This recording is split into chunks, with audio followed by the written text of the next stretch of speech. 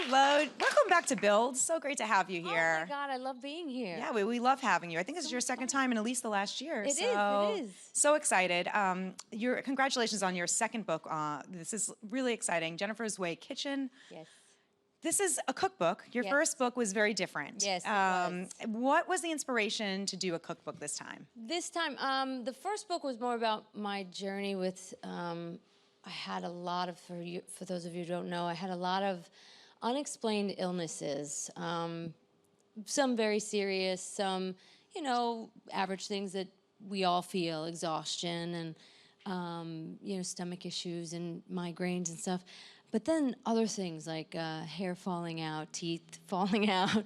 Yeah, pretty bad. Extreme panic disorder, really bad. So I was I was diagnosed with something called celiac disease after 20 years of searching. So that was the first book, and I really go through what went on and why and how and the long journey. Then I had a lot of people asking, now what? How do I live? What do I do? So that's where this book picks up. It's how I live, how I've learned to, you know, eat again and feel like I'm not deprived, because I can't not only have gluten, I can't have dairy, I can't have soy, I can't have eggs, I can go on. And I don't want to just eat salad. I'm not one of those ladies. I don't want that. I want to eat. So I created a bakery that I have in the East Village. And then I put together this book. So it was in the process and in from the beginning, from the first book, but it finally got done. You have quite a few recipes in there. Oh, yeah. So there's no shortage of recipes in this book. What was it like compiling them and coming up with the ideas for the recipes? You know, I'm my own guinea pig. So the book takes place, it's 3 different chapters. And in the first chapter, it's a clean chapter. And it's all about really getting rid of inflammation, because every one of us here, whether you have celiac disease or another autoimmune disease, inflammation is the cause of disease in the body, and that's just the truth. So getting rid of inflammation in the body is something that I realized needed to happen, because even after being gluten-free and dairy-free, I still wasn't getting better. I was still very ill. So I realized that I needed to get rid of other things. So the whole first chapter is, you know, no grain. And people are like, what the hell do I eat? Like, what am I going to eat now? But I managed to make bread without grain and completely vegan. And then, you know, you make a French toast out of that. So you can have a grain-free vegan French toast that's gluten-free, and it's still delicious. So it took a while. And then the second chapter, you're allowed a few more things. And then the third, you're having cake and cookies and all of this stuff, but it's made in a different way. It's really about getting people to rethink their food. Like making chocolate pudding out of an avocado. And people don't realize that it can be so delicious, and I've fooled children, and your children are the worst. They'll be like, this stinks. But, you know, to fool kids and be able to still eat chocolate pudding, but it's made in a different way. And that's what the book is about. So it's really not just for people with celiac disease. Oh, God, no. I mean, it's really for everyone, right? It's for everyone who enjoys food, but enjoys to feel well. And I don't think a lot of us realize that we walk around feeling unwell a lot of the time. We do, because I did. For 20-something years, I had to exist, I had to work, I had to live my life, and I just assumed that, oh, everyone sleeps for 3 hours in the middle of the day if they can, and everyone wakes up swollen and headaches, and everyone has panic attacks, and it's like, no, they don't. They don't, and you don't have to live that way. And that's what it is about. You really don't have to live unwell. I really think food can change it. What was it like when you finally got diagnosed? What was going through your mind after 20 Yay. years? I said, wonderful, because for 20-something years, I was told, it was in my mind, I was told I was a female, I was told I was dramatic, I was told I had everything from MS to lupus, like it went on and on and on and on. But no one can really ever prove any of it. I was told I had a phantom parasite, it was ridiculous. So when I finally got a diagnosis of something concrete that showed in my blood and really, really showed when I had an endoscopy, I was thrilled, honestly. But then the whole journey started to really figure out what the hell this was. And because there's no medication for it, unfortunately in America, we don't know much about it because there's nothing that anyone could sell you as far as a drug. So I started to go down that road. It was a very lonely, scary road. And that's why I started this whole journey, because I just didn't think it was okay that people weren't getting the right information. Through this journey, you have been able to probably meet a lot of people who face the same issues. What's that been like, connecting with fans and just regular people that might have some of the same challenges and struggles that you have? That's really the only reason I keep doing this, because it's really not easy. It's not easy to keep fighting upstream to get people to take this seriously. It's really not. It's really quite annoying, and it drives me mad. And to run my own business and getting the book done correctly, still dealing with people who want to just sell the book and make money and like put gluten-free and weight loss. Like, I'm not doing that. I'm not going to do that, because this is something that people really need to understand in a serious way.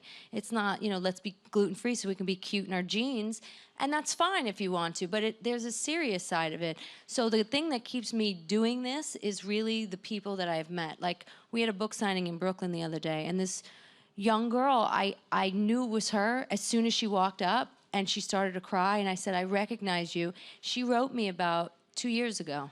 She just got diagnosed. Her family didn't understand. And she said, my book saved her life. And I get that all the time. This girl traveled from Montreal to come and stand in the line to meet me and just broke down. I get the chills, because to connect with people in such a way is really why we're here, I think. It's not to sell a book. So to see that I had a hand in helping her figure out what was wrong is priceless. That's incredible. That's an incredible story. Really nice. You have celiac disease, and then you mentioned, people going gluten-free. I mean, what is the, for people, what's the difference? I mean, you obviously have, something serious that's affecting you. But do you feel like there are misconceptions out there about which one is what, day and age? Well, now everyone seems to be really healthy, and like the newest, what's really healthy, and certain celebrity, and then I'm eating this for lunch, and it's all fine and good, but there is a serious side of it. Like, I've seen children who are 13 that have the brain capacity of a 7-year-old, because it stunts their growth, not only in height, in brain. Your body doesn't develop. What celiac disease is an autoimmune disease, and it takes away the villi that surround the small intestine, and those villi are in charge of taking in nutrients from the food and feeding your body. So just think about that. If you're not getting fed, if your body isn't getting fed, how are you going to survive? So your body starts to feed on itself. So it's a serious problem. And I'm not saying we all have to be, let's all take it so seriously. But just respect the fact that there are people. So when you go into a restaurant and I say, can I speak to someone, see if I can eat here? And they say, oh, we have a gluten-free menu. And then you ask a question like, okay, well, do you have a separate area? No. It's like, well, you really can't say you have a gluten-free menu, though, because that's not for everyone. And gluten-free is really for people who have this issue. And look, if you want to eat cleaner and you want to eat better, that's all fine and good, but know that there is a very distinct difference. Like, for me, if I get some gluten, I'm on the floor. And I really mean it. My blood pressure goes so low. The last time I got gluten accidentally, and it probably was this much, it's 1/8 of a teaspoon that gets celiac sick. I needed 7 bags of IV fluid to get my blood pressure to go back up. I mean, it's not something that's frivolous. Yeah. And I feel like gluten-free is treated very frivolously. Yeah, no, it's good that clearing that up and trying to get the word out there. You're an actress, you're on long days on set. What are some of the challenges you faced in the past and that you still face now? Even though you have this book, you have this recipes at the ready, you may not have like a stove or something to cook it on, all the time. Well, no, life is like, I always usually have bread in my bag. Like, literally, if anyone ever would steal my bag, like, this lady has bread in her bag. That's very strange. But I usually have some form of food with me. I have to. Because just going and, going into any store, there's usually nothing for me to eat. And that's It's really the truth. Like I said, I have other, dairy and eggs, and so it's hard. You have to plan. That's the thing that look, I make anything and everything. I make everything from lasagna to cake to cookies to donuts. So I don't miss much of that. What I do miss is the spontaneity of like going into the restaurant and just casually eating. Like that doesn't happen, and that's a bit annoying, to be honest. Sure. Yeah, that's hard. And traveling, you really have to make plans. So that spontaneity is out the window. Yeah. So the food you miss the most. Oh, geez. If I can have one thing before I die, because I probably would be dead from it, I would have to eat it on the way to the hospital. And I'm going to. One day, if someone tells me you've got 2 hours, I'm going to say, take me to Spumoni Gardens Pizza in Brooklyn. I don't know if any of you have ever experienced it, right? It is I don't know what they do to their pizza. I make pizza. It's not like that. I don't know what they do to their sauce. I don't know what goes on. I was honestly thinking of, because I try and recreate everything, and I get pretty close. I was thinking of going in and saying, listen, I can't eat your pizza. I want to eat your pizza. Please tell me what you do to the sauce. Just tell me. I won't tell anybody. Like, I'll do whatever you want. I just need to understand what's in the secret sauce. Gets me crazy, because it really is some of the best pizza, and it's one of the things I miss, because there's no recreating it. There just isn't. Yeah, well, one of these days, hopefully not for a long time, we'll take you there. Exactly. So switching gears a little bit, Yeah. I love you on The Affair. Thank you. You are an awesome addition to the cast. Thank you. And you were a fan of the show. Oh my God, yeah. Right before you joined in the second season. Yeah, it's like silly, stupid person. I was on set like, yeah, that's Noah. Yeah, like so stupid. Who is your brother Exactly. on the show. I was like, he's not my brother. He's not my brother. That's not my brother.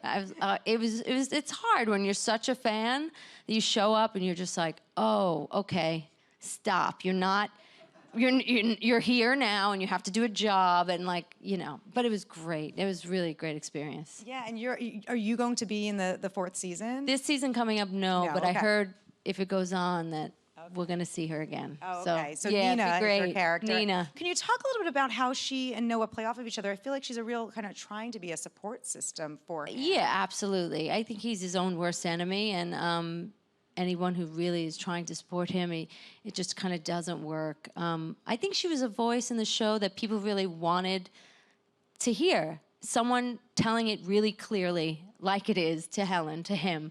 So I think that's why she did well, because I was originally only supposed to be on for a scene. I was like, I don't care how big it is, I just want to go on the show and be there. And then it turned out to be more, and I really think it's because she was a voice that was really clear.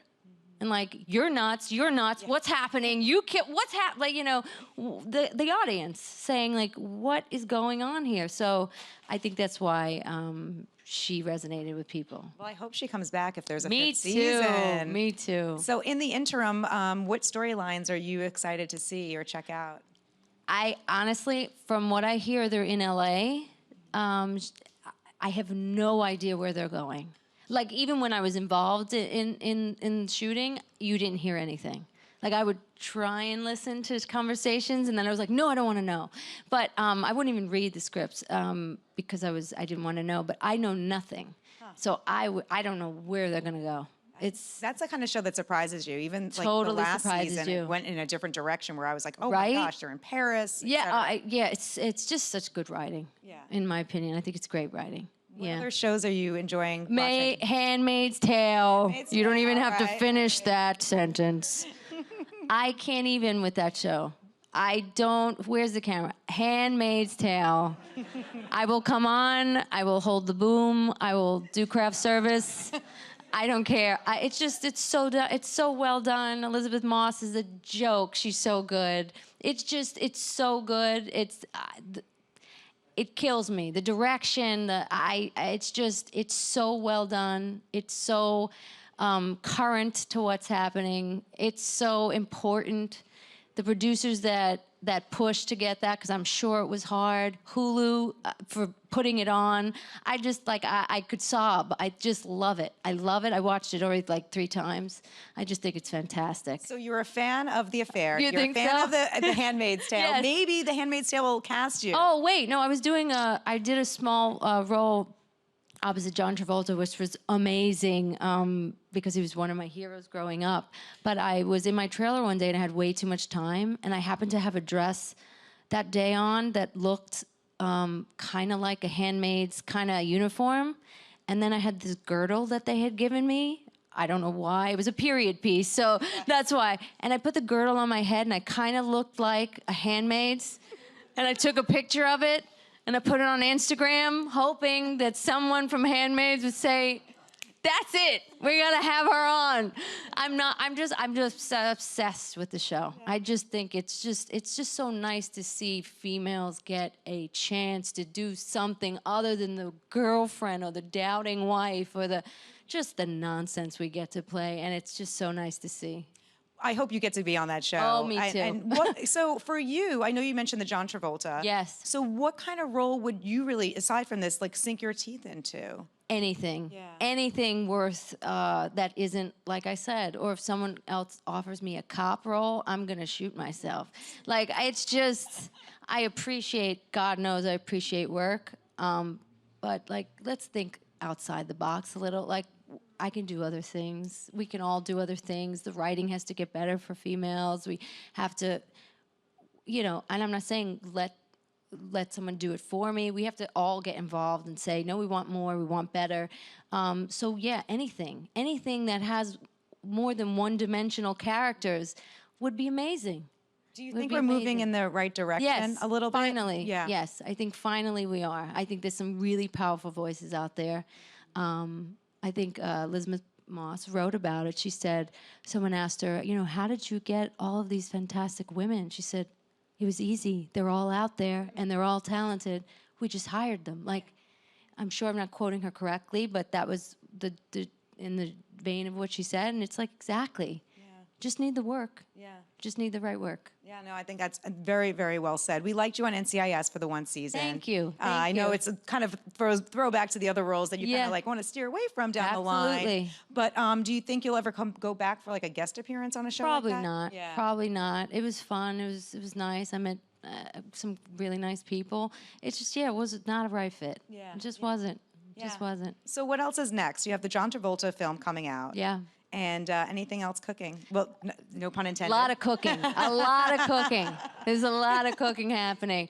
Honestly, I've been renovating, and I saw this wonderful documentary about minimalism, and I literally decided I was going to change everything, and I sold and gave away pretty much everything I had that wasn't essential.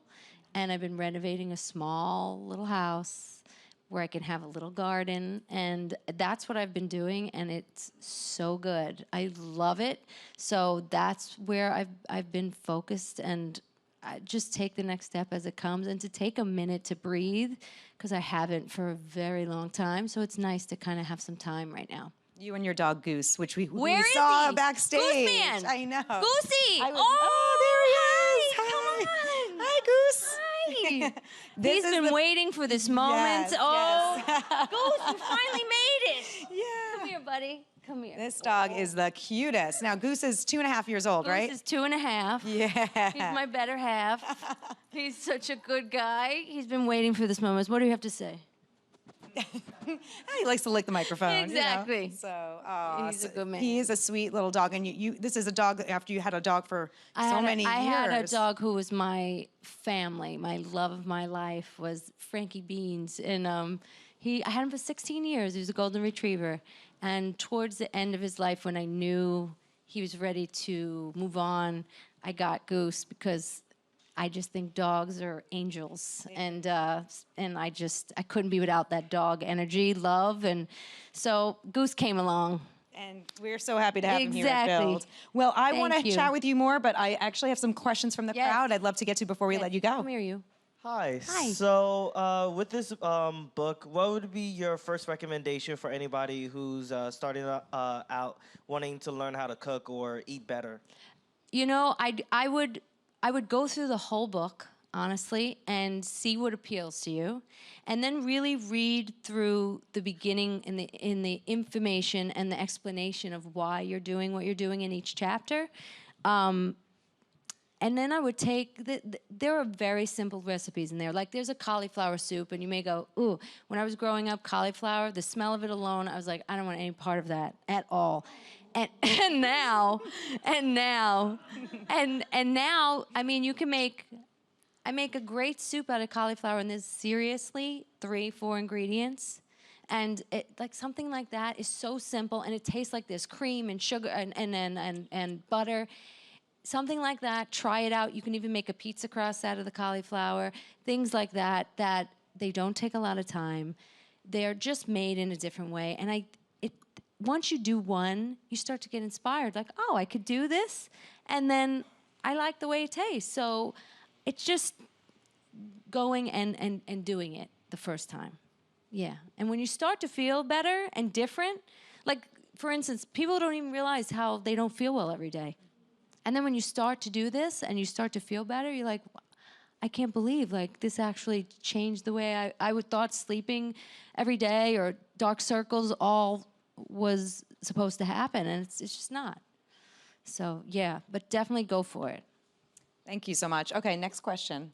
Hi. Hi. So now that you're getting into gluten-free food, like, was there a particular food that, maybe that you didn't enjoy at first, like, afterwards that, you really liked?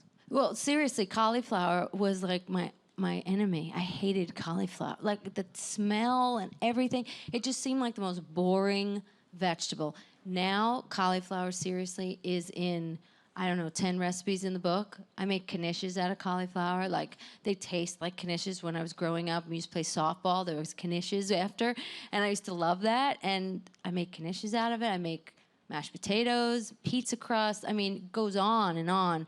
So that's one of those things. So celiac disease was actually, it was a blessing in many ways. And one of those ways is because I discovered all these wonderful, naturally gluten-free foods that were right there that I overlooked. So yeah, that's definitely one of them. I'm getting hungry just listening to the pizza Yay. and everything that you're mentioning. Okay, we have one last question in the crowd right here. Hi. I know you can't go to Spumoni Gardens, but are there restaurants that you like to go to that fit into your diet, and how often do you go out to eat? It's one of my favorite things used to be going out to dinner. I actually traveled to Italy one time by myself because I just wanted to go on an eating frenzy and a journey, and I did, and it was wonderful. That was before celiac disease. I really can't do that now, unfortunately. There are some places that I go to, and it's usually places that I'm able to speak to the chef or speak to someone working there and really explain and let them explain. And I totally am okay with someone saying, you know what, I don't think we can feed you safely. I totally respect that. I'll have a glass of wine. Wine is gluten-free. I usually have bread in my bag. I'm fine with that. But, there are places that definitely take it seriously and definitely I can eat at. And there are some great gluten-free restaurants that are here in the city that are really wonderful to be able to go into and just go and relax, because there's always a little bit of anxiety when you go out to dinner, unfortunately, in my life. Well, great questions. Thank you. Yeah. And thank you so much for coming by today. Thank you. Jennifer's Way Kitchen is out right now. And let's give it up one more time. Jennifer Thank Esposito, you. everyone. Thank you. Thank you. Thank you.